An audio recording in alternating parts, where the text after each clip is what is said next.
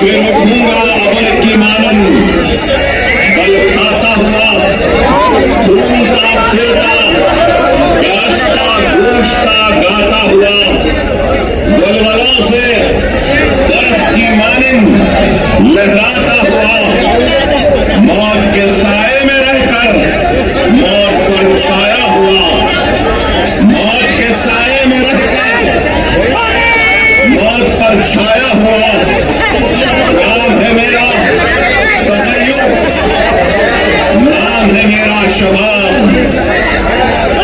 मेरा नारा इत्तेहाद इत्तेहाद इत्तेहाद। ये जोश मलियाबादी के गजल के अशार है और जोश साहब से माफी मांगता हूं कि इसमें मैंने कुछ तरमीम और तरमीम कहाँ की है कि काम है मेरा तग़य्युर, नाम है मेरा शबाब, मेरा नारा इन्क़िलाब इन्क़िलाब इन्क़िलाब। तो मैंने इसको मेरा नारा इत्तेहाद इत्तेहाद इत्तेहाद।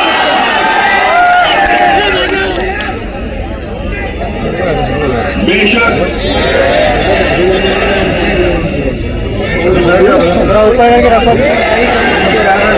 माफ करना, मुझे ये नारा पसंद नहीं, मैं शेर नहीं हूं, मैं मोहम्मद मुस्तफा सल्लल्लाहु अलैहि वसल्लम का गुलामों के गुलामों के गुलामों के गुलामों के गुलामों के जूतियों का दून हूं।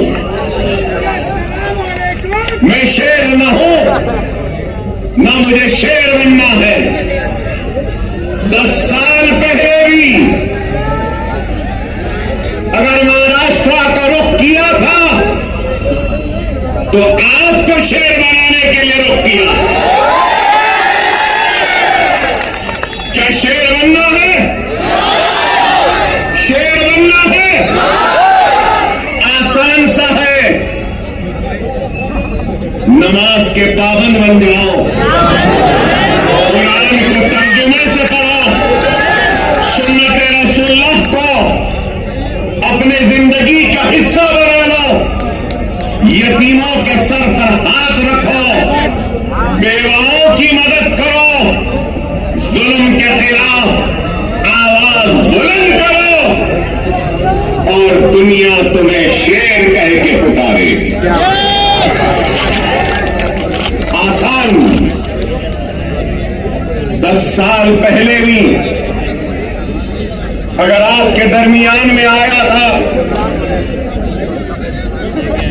तो इत्तेहाद के पैगाम को लेकर आया था। उस इत्तेहाद के जरिए नाइंसाफियों को इंसाफ में बदलना चाहता था, हक तलफी को हक में तब्दील करना चाहता था, नाइंसाफी को इंसाफ में बदलना चाहता था और हमारे वजूद के जरिए हमको खत्म करने वालों को यह पैगाम देना चाहता था कि यह मुल्क जितना माथे पे तिलक लगाने वाले का है, सर पे पगड़ी बांधने वाले का है, उतना ही ये मुल्क चेहरे पे दाढ़ी रखने और सर पे टोपी पहनने वाले का है। यही पैगाम था और यही कोशिश थी जिसको लेकर हम आगे बढ़े थे 2014 में। और उस 2014 में महाराष्ट्र के 18,000 किलोमीटर का फासला मैंने अपनी गाड़ी में तय किया था। अपनी जान को हथेली में रखकर डराया गया, धमकाया गया, लेकिन न डरे न घबराए, बेखौफ होकर बेबाकी के साथ इज़ारे हक को बयान किया और सिर्फ आपसे अगर इल्तिजा की, आपसे दरखास्त की और आपसे अगर गुजारिश की तो सिर्फ और सिर्फ इत्तेहाद, इत्तेहाद और इत्तेहाद कहा। मैं ये भी याद दिलाऊं कि अकबरुद्दीन ओवैसी 10 साल पहले भी अगर आया था तो इत्तेहाद के लिए आवाज को उठाई थी, दरख्वास्त की थी, तो अपने इस शेरवानी के दामन को फैलाकर अपने कलमगो भाइयों के सामने एक इत्तेहाद का भिखारी बनकर अपनी शेरवानी के इस टुकड़े को आगे बढ़ाया था और यही कहा था कि ये इत्तेहाद का भिखारी आया है, तुम अपने इत्तेहाद की खैरात में दामन में डालो।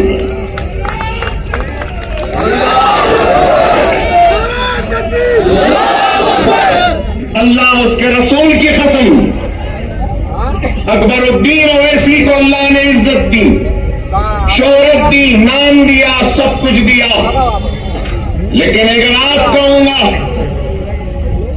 मजलिस इत्तेहादुल मुस्लिमीन के सबसे छोटे और सबसे आखिर का अगर कोई लीडर है तो अकबरुद्दीन ओवैसी है। न पहले बड़ा बनने की ख्वाहिश थी, न आज है। मैं तो सबसे छोटा हूं, आप सब मुझसे बड़े हैं और आप इनसे भी बड़े हैं। और इनके बाद और आपके बाद में मैं अभी मिल्लत। इस चीज को याद रखो, इस चीज को याद रखो। क़यादत एक अजीम जिम्मेदारी है। अकबरुद्दीन ओवैसी क़यादत एक अजीम जिम्मेदारी है और सदक़े दिल और बेग़र्ज़ होकर जो खिदमत करेगा तो अल्लाह उसकी क़यादत में इस्तेकाम और मजबूती देगा। क्योंकि मुझे मेरे वालिद और सालारे मिल्लत ने मुझसे कहा, क़यादत आसान नहीं, अगर क़यादत करना है तो वही सर को तो बेग़र्ज़ बन जाओ। तो जब गर्ज वाले की तकलीफ का एहसास होगा, जब तुम्हारी क़यादत में गर्ज आ जाएगा तो फिर वह क़यादत मजबूत नहीं हो सकती। खुदारा इस बात को समझो, मिल्लत की फलाह व बहबूद, मिल्लत की तरक्की, मिल्लत की खुशहाली के लिए अपने जात की खुशियों की कुर्बानी देनी होगी। अगर क़यादत करने का अगर किसी को ज़ौक़ है या शौक़ है, बगैर किसी लालच, बगैर किसी मफाद से अगर कोई आगे बढ़ता है तो अल्लाह सुब्हानहू व तआला उसको कामयाबी व कामरानी अता करता है। अगर आज मैं यहां खड़ा हूं तो लोग समझेंगे कि 10 बरस बाद अकबरुद्दीन ओवैसी आया है, तो याद दिलाना चाहता हूं 10 बरस पहले इम्तियाज जलील नहीं थे, 10 बरस पहले वारिस पठान नहीं थे, 10 बरस पहले हमारे मालेगांव के एमएलए साहब नहीं थे, मुफ्ती साहब नहीं थे, 10 बरस पहले हमारे धुलिया के एमएलए नहीं थे। अरे मैं क़यादत बनाने आया था, क़यादत बनी, महाराष्ट्र की भागदौड़ इन जिम्मेदार हाथों के हवाले किया और इन जिम्मेदार हाथों ने इस क़यादत को आगे बढ़ाने की, ले जाने की बड़ी ही ईमानदारी के साथ, पूरे खुलूस के साथ कोशिश की बैरिस्टर असदुद्दीन ओवैसी साहब की क़यादत में। और आज 10 बरस बाद अगर आया हूं तो इस क़यादत को मजबूत करते हुए इनको आगे बढ़ाकर इनके पीछे मजलिस के झंडे को थामने के लिए आया। अकबरुद्दीन ओवैसी को कभी किसी चीज की ख्वाहिश व हसरत नहीं, हर वक्त यही पैगाम वो दावत देता रहा, आज भी दे रहा हूं।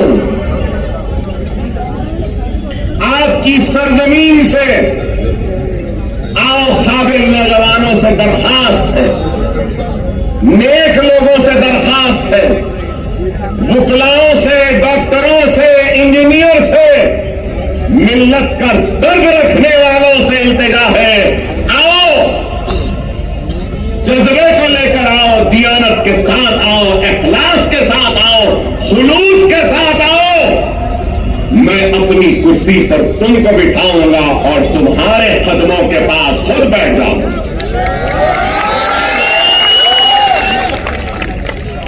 जमाती जिंदगी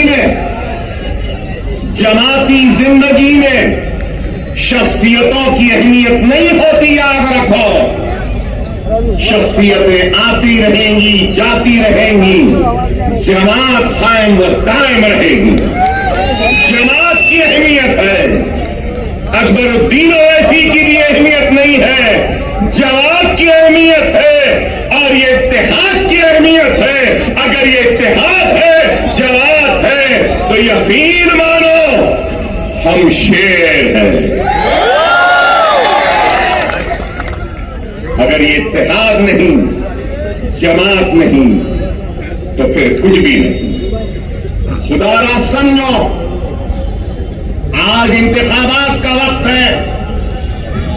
इंतखाबी मैदान में कई जमातें, हजारों जमातें मैं कहूंगा, और शायद मैं गलत न हूं तो विड्रॉल के बाद करीब 4000 से ज्यादा उम्मीदवार अपनी किस्मत आजमा रहे।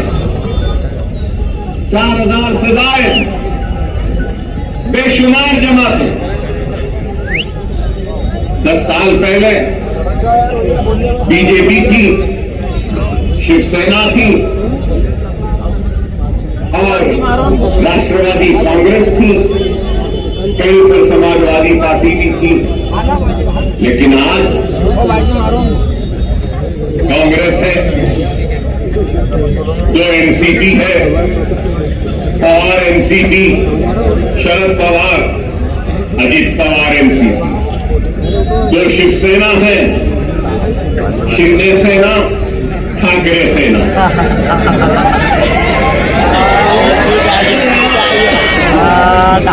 अंदाजा लगाइए कितनी पार्टियां हो गई। मेरा एक ही सवाल, हिंदुत्व पे अमल करने वाली जमातें शिवसेना, भारतीय जनता पार्टी, सही है ना? हिंदुत्व। अब हिंदुत्व की आइडियोलॉजी पे कायम रहने वाली शिवसेना के 2 टुकड़े हो गए 2 टुकड़े। आइडियोलॉजी तो दोनों की है एक ही।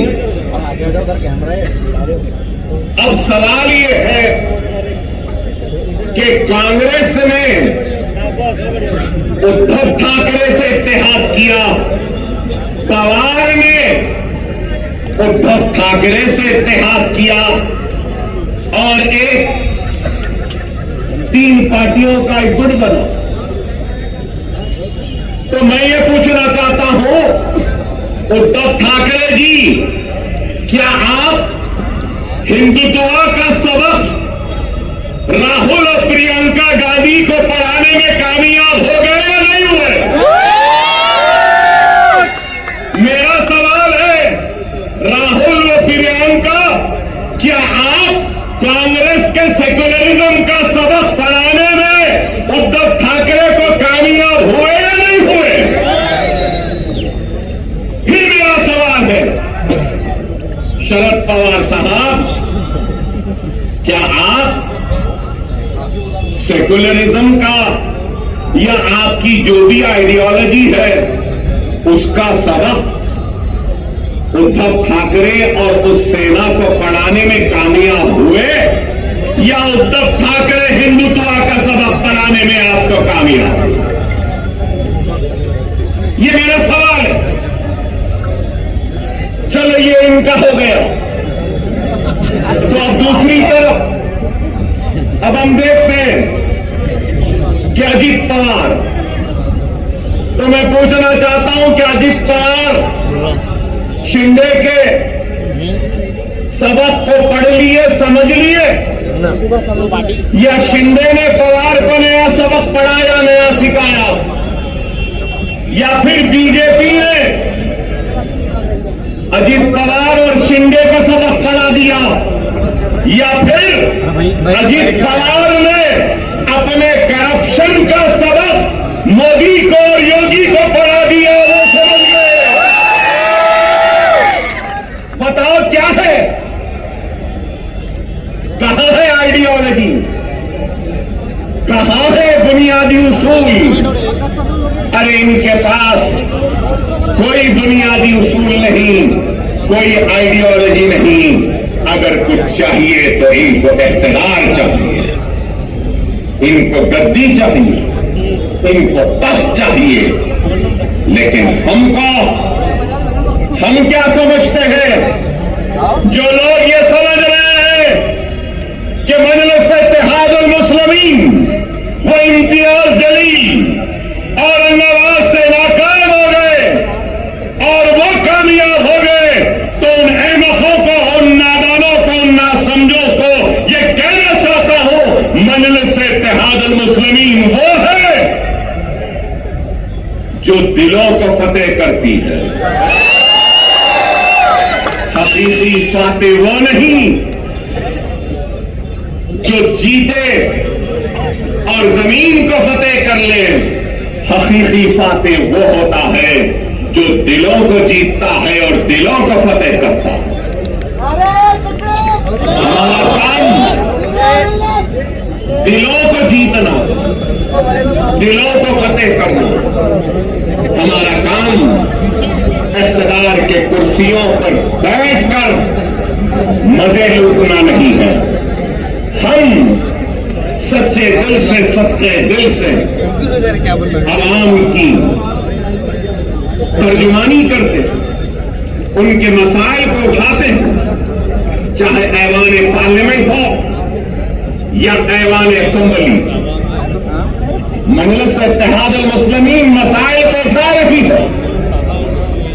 मजलिस इत्तेहादुल मुस्लिमीन बेशक मुसलमानों की आवाज बनती है, मुसलमानों के मसाइल को उठाती है, लेकिन उसके साथ हर मजलूम की आवाज भी बनती है, दलितों की भी आवाज बनती है, तो हर किसी की आवाज बनती है। बैकवर्ड क्लास की बनती है, ओबीसी की बनती है, मराठा समाज की बनती है, तो हर समाज की आवाज बनती है।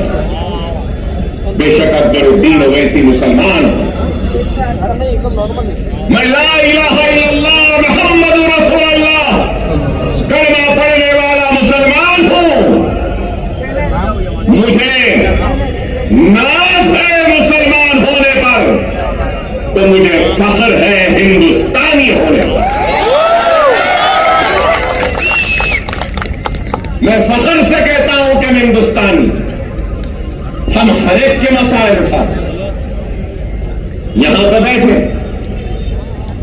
हमारे दलित समाज के लोग, दूसरे समाज के लोग, बैकवर्ड क्लासेस के, मुसलमान भी, हर कोई है।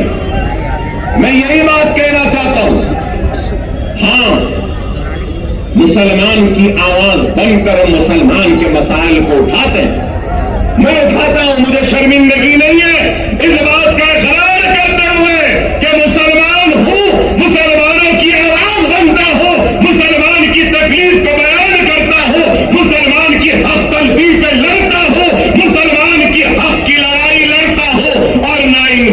पर आवाज को बुलंद करता हूं, इसलिए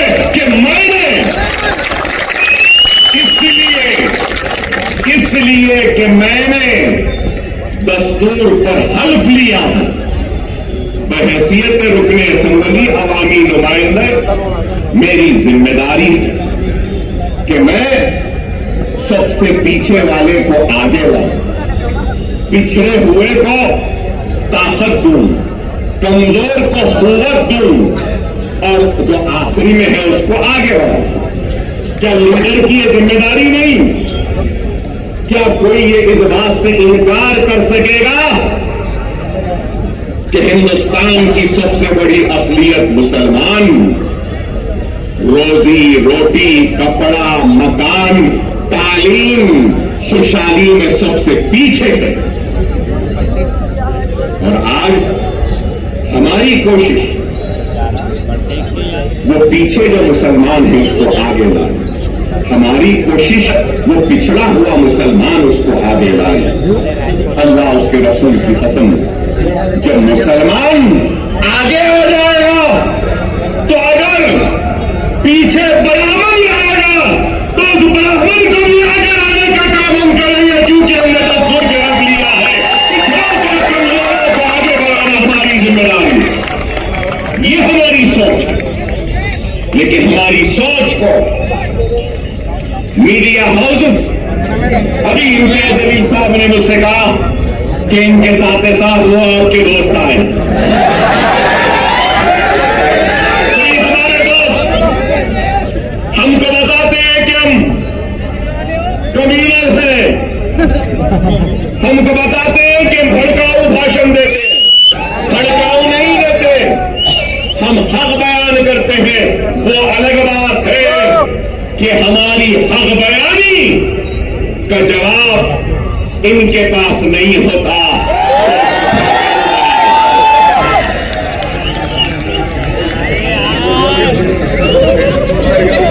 आज ही मैंने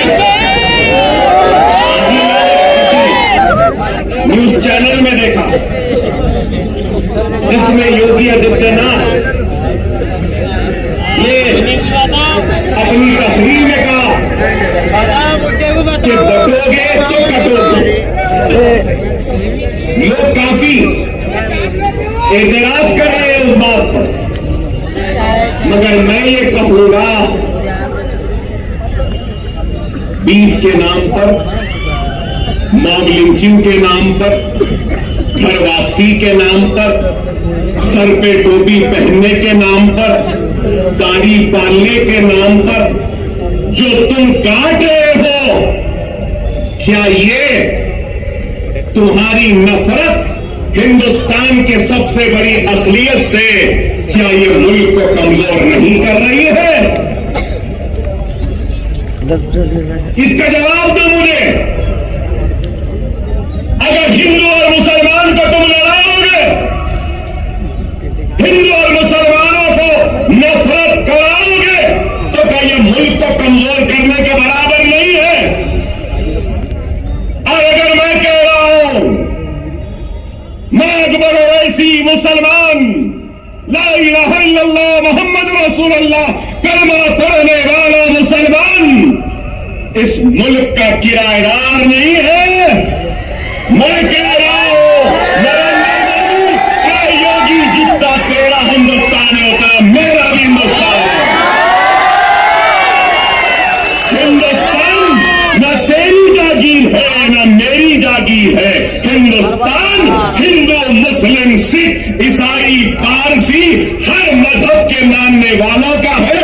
मजहब भगवान अल्लाह गॉड को नहीं मानने वाले का भी, किसी एक का नहीं है। हम ये बात कहते हैं,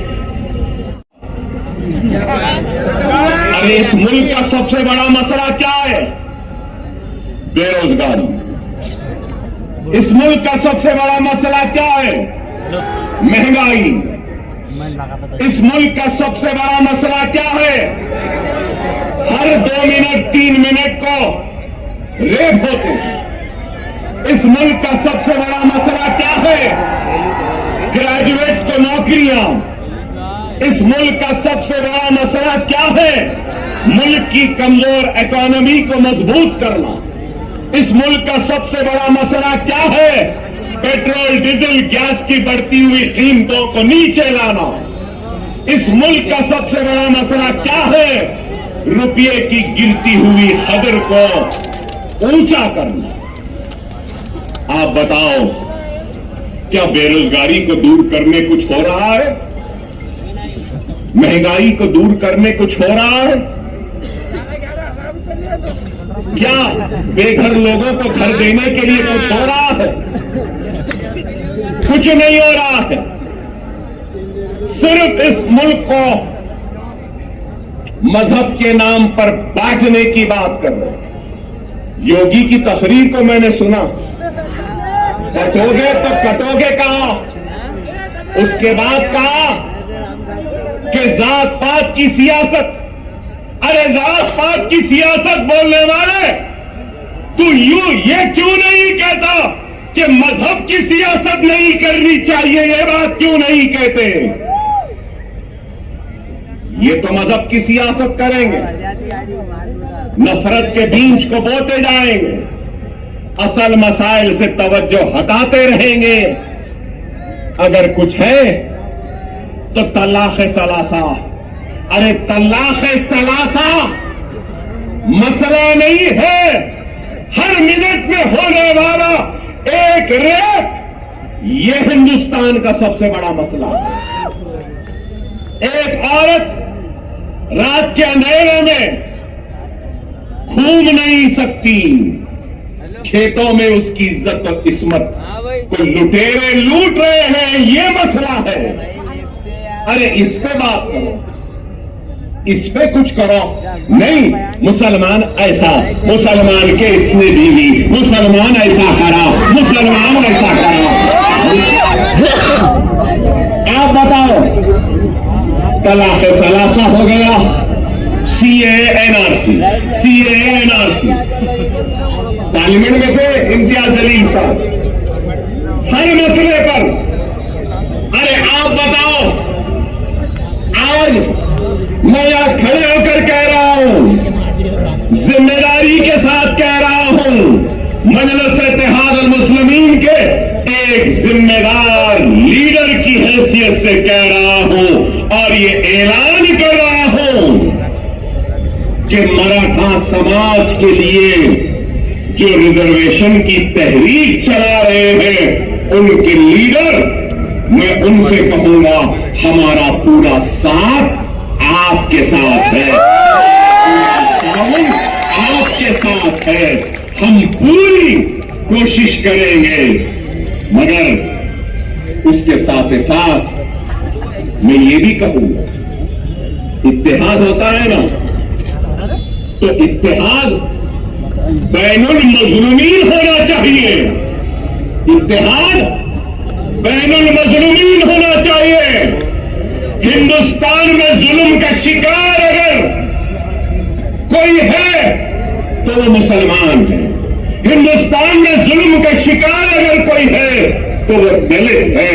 हिंदुस्तान में जुल्म का शिकार अगर कोई है तो वो पसमानदा तबका है। चलो आओ, मराठा, दलित और मुसलमान इत्तेहादुल बैनुल मज़लूमीन बन जाते हैं और अपने जुल्म के खिलाफ आवाज को बुलंद करते हैं।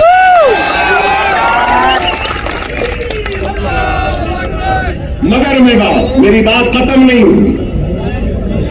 मैं हमारे मराठा समाज के बड़े लीडर जो एहतजाज कर रहे हैं, भूख हड़ताल में बैठे हैं, उनसे कहना चाहता हूं, सिर्फ जरंगे पाटिल साहब से सिर्फ मराठा समाज पिछड़ा हुआ नहीं है, पूरा मराठवाड़ा भी पिछड़ा हुआ है। क्या मराठवाड़ा पिछड़ा हुआ नहीं है? क्या मराठवाड़ा का हिस्सा पूरा सबसे पीछे नहीं है? महाराष्ट्र के 3 हिस्से, एक हिस्सा हिस्सा है मुंबई, पूना, ये सारी चीजों का। दूसरा हिस्सा है विदर्भ का। तीसरा हिस्सा है मराठवाड़े का। इन तीनों हिस्सों में सबसे पिछड़ा, सबसे पीछे कौन है? मराठवाड़ा है। चलो, मराठवाड़ा की रिजर्वेशन के साथ हम मराठवाड़ा की खुशहाली के लिए भी जिद्दोजहद करते हैं। 30 साल पहले यहां बैठे हैं मेरे मराठा भाई। मराठा भाई बहुत है। जब मैं मराठा भाई कहता हूं तो सिर्फ मुसलमान, सिर्फ हिंदू मराठा नहीं होता, मुसलमान भी मराठा है, दलित भी मराठा है, और मराठवाड़ा में रहने वाला हर कोई है। अब मैं कहता हूं 30 साल हुए, मीडिया वाले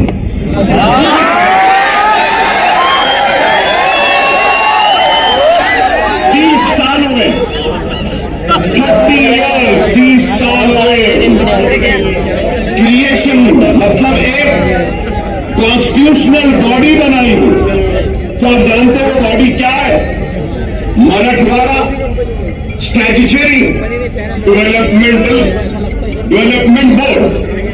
मराठवाड़ा स्टैट्यूटरी डेवलपमेंट बोर्ड जो सिर्फ मराठवाड़ा के लिए बनाया गया।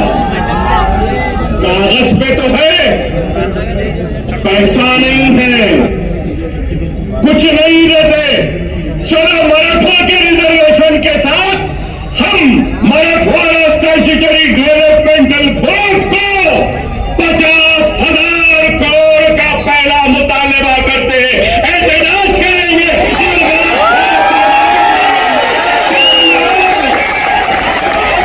क्या तैयार हो? मराठवाड़ा का किसान खुदकशी कर रहा है। मराठवाड़ा के लोग पानी के लिए तरस रहे हैं। मराठवाड़ा के लोग दवाखानों के लिए तड़प रहे हैं, दवाखाने नहीं है। 100-100, 200 किलोमीटर को जाना पड़ता है। पूरे मराठवाड़ा में सुपर स्पेशलिटी की 1 या 2 दवा। क्या चाहिए? एक गरीब को क्या चाहिए? रोजी रोटी, बीमारी पर इलाज का इंतजाम आज है या नहीं बताओ? क्या नाम के बदलने से रोजी मिल जाएगी? क्या नाम के बदलने से रोटी मिल जाएगी? क्या नाम के बदलने से किसानों की खुदकशी रुक जाएगी? क्या नाम के बदलने से पानी की प्यास मिट जाएगी? क्या नाम के बदलने से क्या बीमार को शिफा मिल जाएगी? क्या नाम के बदलने से कर्जदार किसान के कर्ज दूर हो जाएंगे? नाम में क्या रखा है? ऐ नाहिलो, ना समझो, ऐ झूठो, ऐ बेईमानो, काम करो, काम। क्या ये गलत है? नीति आयोग की रिपोर्ट उठाकर देख लीजिए मीडिया वाले। काबिल है, मुझसे काबिल, मुझसे पढ़े लिखे, मुझसे समझदार, मुझसे दूरंदेश, मुझसे ज्यादा सोच फिक्र करने वाले। और मैं तो खुला कह रहा हूं, मोदी और योगी का मैं तो दुश्मन हूं।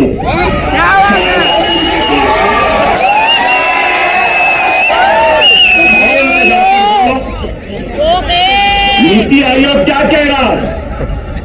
नीति आयोग की लेटेस्ट रिपोर्ट कह रही है मेरे मराठा भाइयों कि सबसे पिछड़ा हुआ जीएसडीपी कम है, रोजाना की कमाई, पानी नहीं मिल रहा है, बीमारी के लिए तड़प रहे हैं। नीति आयोग कह रहा है कि वो मराठवाड़ा का रीजन।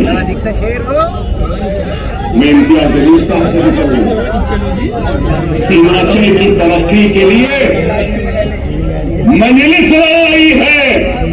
आप पार्लियामेंट में थे तो आप भी रहे, अब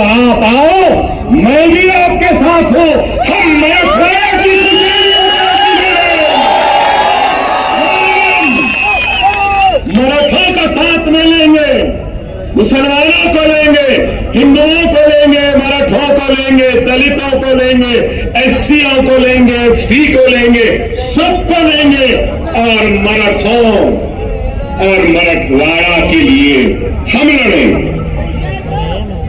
क्या मेरी बात से आप राजी हैं? राजी है? मेरी बात सही है? सही है? तो नारे तकबीर, नारे तकबीर, नारे तकबीर। मराठा चीफ मिनिस्टर नहीं चाहिए, मराठवाड़ा में पानी चाहिए। मराठा मिनिस्टर नहीं चाहिए, मराठा को नौकरियां चाहिए। मराठा वो क्या कहते हैं, guardian minister, Maratha guardian minister नहीं चाहिए। मराठा और मराठवाड़ा को उसका हक चाहिए। ये हम चाहते हैं, ये हमारी सोच, ये हमारी सोच। मैंने आपसे पहले भी कहा कि क्या उद्धव ठाकरे अपना सबक पढ़ाने में कामयाब हो गए या नेहरू गांधी खानदान अपना सबक पढ़ाने में कामयाब हो गए? मेरी इस बात को याद रख लो, अपने वोट की अहमियत को समझो। यहाँ मौजूद सारे लोगों से कहूंगा कि जमहूरियत के जश्न में, ये इलेक्शन में तुम्हारी सबसे बड़ी अगर कोई ताकत है तो याद रखो, वो तुम्हारा वोट। वोट का सही इस्तेमाल करो।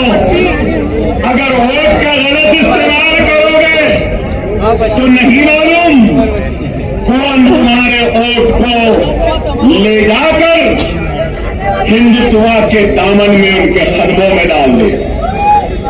क्या गारंटी है? पूरी गारंटियों का दौर चल रहा है। हमारे पास भी 6 गारंटी आई, कर्नाटक में भी गारंटी आई, हरियाणा में भी गारंटी आई। मिस्टर मोदी ने कहा कि मोदी की गारंटी, ठीक है भाई, वहां भी गारंटी, यहाँ भी गारंटी, इनकी भी गारंटी, उनकी भी गारंटी, चाय वाले की भी गारंटी।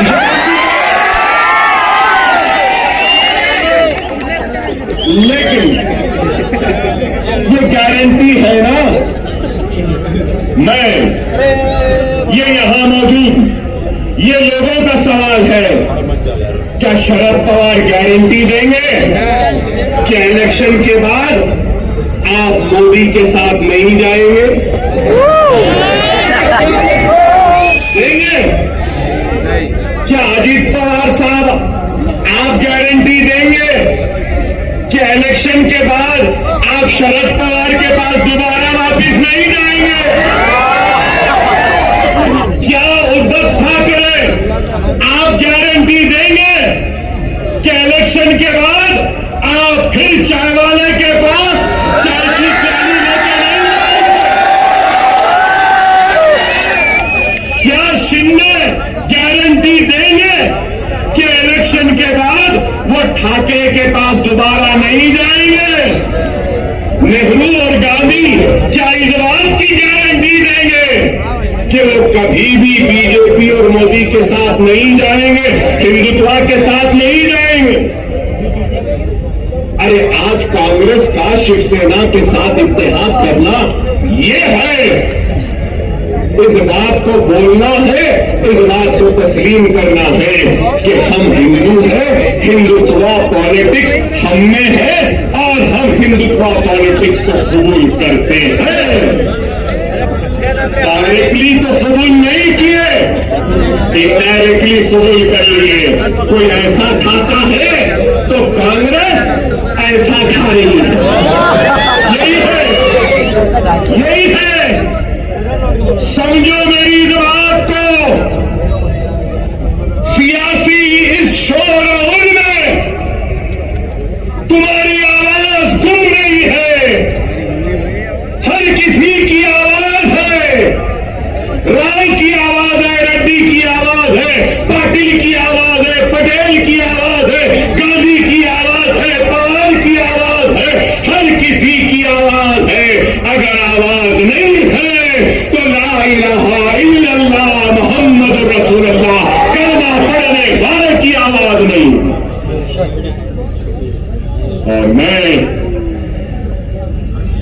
इस सियासी शोरगुल में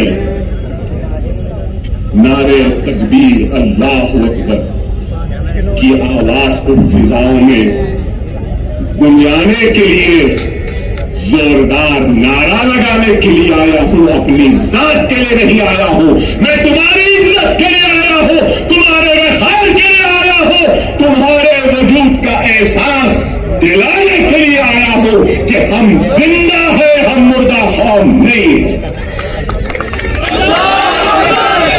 तुम जिंदा हो, अगर तुम जिंदा हो तो उठो, एक मरकज सियासी पे जमा हो रहा है। उठो रे खोलो, अगर तुम एक नहीं होंगे तो याद रखो तुम्हारा वजूद खतरे में है। यही जोश, यही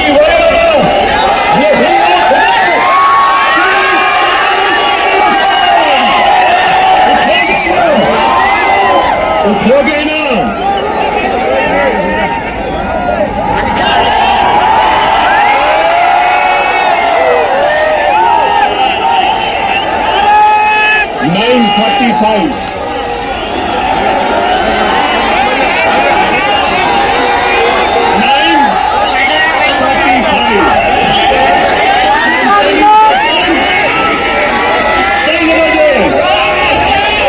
अभी 15 मिनट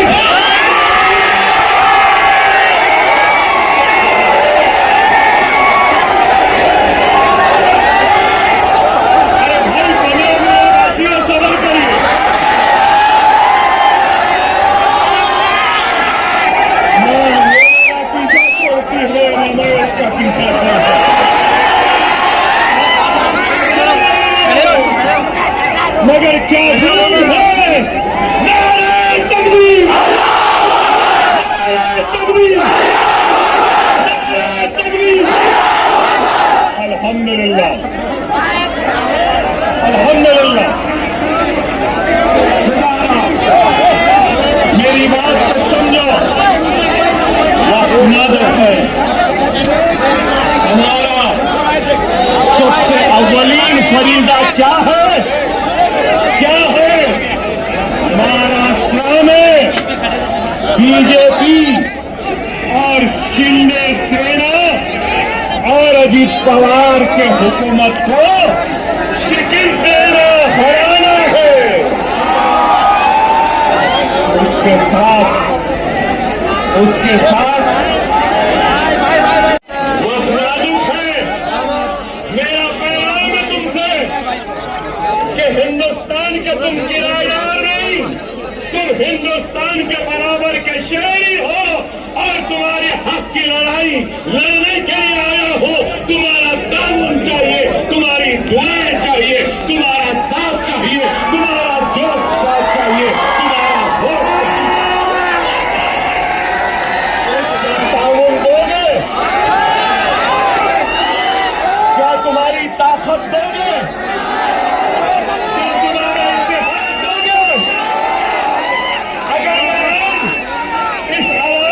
इत्तेहाद की अपील कर रहा हूं तो मजलिस इत्तेहाद मुस्लिमीन से किसी भी वजह से दूर होने वाले हर फर्द, हर मर्द, हर खवातीन और अपील करता हूं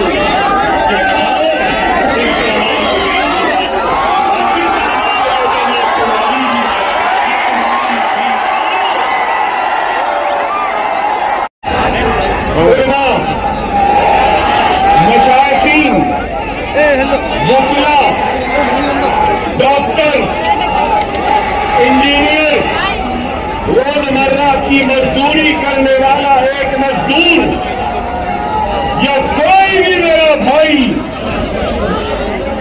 कलमा दो भाई जो मुझसे नाराज है, मैं उससे अपील करता हूं कि आ जाओ। ये वक्त है, ये वक्त है 2 मिनट की खामोशी।